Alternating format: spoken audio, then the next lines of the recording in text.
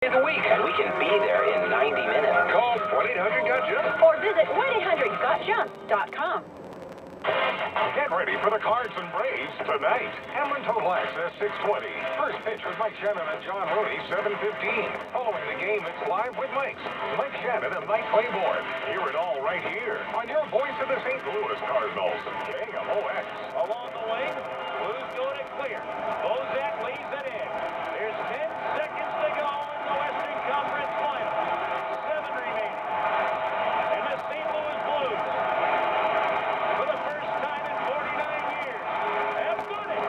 You can bring out the Zamboni. The Blues will go into the Stanley Cup Final and face off against the Boston Bruins. I'll tell you what, that guy is one heck of a play-by-play caller. He's the best. He is. He's the best. Look, I got a confession. None of our coworkers will be listening to this, but my favorite person at KMOX, the person that I like talking to the most, outside of you, just walked in the studio with us. Yeah. Where did he go? What's up, Claiborne? I'm good. You're a lifelong Blues fan, aren't you? I am a lifelong. Now, we all know you now because we hear you do the ball games of the Cardinals, and we think of you as one of the voices of the Cardinals, but those of us who know you well know that you're probably a bigger Blues fan than anything, aren't I've always been, I explain it to people this way. The Cardinals won well before any of us were born, okay? We rented the Rams for a championship. Yeah. But the Blues were born on our watch. I mean, we all, the Blues started here. They almost left a couple of times, but this has been our hometown team that we've enjoyed the successes and the lows with. And you're right about Chris Kerber. That might have been, and I was standing next to him.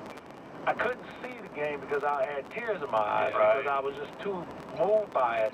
But he framed that thing so well. Because so many times you hear guys and they start going crazy, but he made sure he kept everything in front of him. And when it was time to celebrate, he did just that. I thought it was one of the great calls. And as a matter of fact, I played it on the pregame show the other day. Yeah, there's no doubt about it. So, you remember your first trip to the old barn to see the Blues? Yeah. Gosh, I couldn't have been more than 8 or 9 years old. You sit behind one of those columns? Limited view is what it was. Yeah, it had stamped on the ticket, limited view. But one time I saved my money to sit in the blue seats down by the glass. It was $25 at the time. Is that right? And man, Get you a beer now. Maybe one. Beer and some pretzels or something, but it was quite an experience. And I also used to go to the St. Louis youth games. Bill Selman was the coach. They play on Friday and Sunday nights. And they had some really good teams. Lindsey Middlebrook was on that team, Dave Davies. They had some really good players.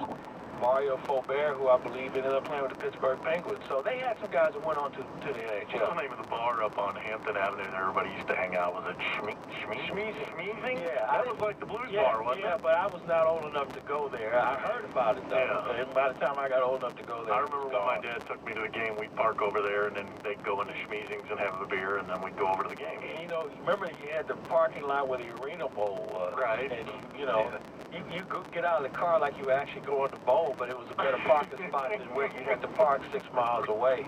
I was unprepared because I grew up. My earliest sports memory was losing to the Tigers in '68. Yeah. But those playoffs in '69 against Montreal and then in '70 against Boston, I remember them like it was yesterday watching those games. I was unprepared for the emotion that poured out of me watching that game the other night and the Blues going to the Stanley Cup Final. I cried like a baby. You know what? I think it was grown man cry night at the Enterprise Center. And I've always told people if the Blues ever win this thing, I'm going to cry. Yeah. And I said to Curbs the other night, I'm going to need more than a Kleenex. I'll need a beach towel. I'll be dehydrated because hockey is such an emotional sport. The physical play and the ups and downs, and there's nothing more exciting than overtime, sudden death. It's over, deflection, whatever the case is. Hand passes now are allowed in games as well. But it's something about the emotion and how many great players that have come through St. Louis that have never had their name on the cup. And you think about, as I'm watching this thing unfold, Game 6, and the Blues are up 2-1, and they almost tie the game, and then we 3-1 and 4-1. you know, your mind goes back to Steve Yzerman in double overtime, snuffing out Pink the Blues. goal, as I call it. And all of those years, Roman Turek letting one in from center ice, and you know, all of these profound disappointments. The ways you thought you couldn't lose, Yeah. the Blues found a way to show you that doesn't exist. 2-goal leads disappear in the last 5 minutes. I mean, you know, How about the Willie Plett goal that skipped only you in Minnesota? Willie and Plett. Steve Payne comes out of the corner in double overtime and scores. And I'll never forget, I was doing a radio show with a guy who was on that Blues team, and I said, man, you know, I remember that night when Steve Payne came out of the corner and scored on the Blues. Where were the defensemen? He said, well, I was one of them. I said, okay, let's move on to something else.